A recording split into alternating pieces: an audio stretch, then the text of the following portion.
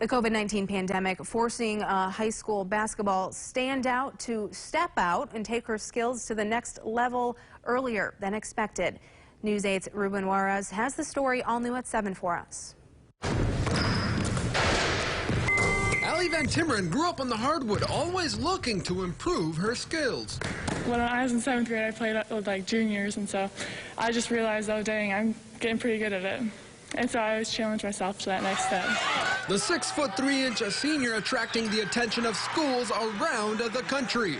I had a variety. I had some from the ACC, the Big Ten. Yeah. Her pick, the Boston College Eagles of the ACC. A small college feel. Basketball is going to be great there. The coaches there, they just got there like 2 years ago, and they're making a big difference in there already, so I'm excited for that. With the high school winter sports season being pushed back to mid-January, Ally, who has already graduated from high school, is taking off for her new nest in the Northeast on Christmas Day. A bittersweet decision considering her head coach happens to be her dad, Brad.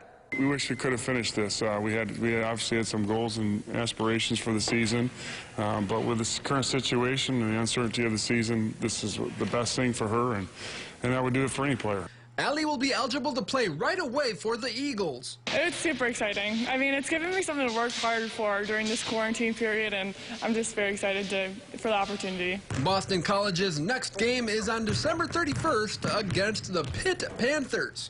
Reporting at Jenison High School, Ruben Juarez, News 8.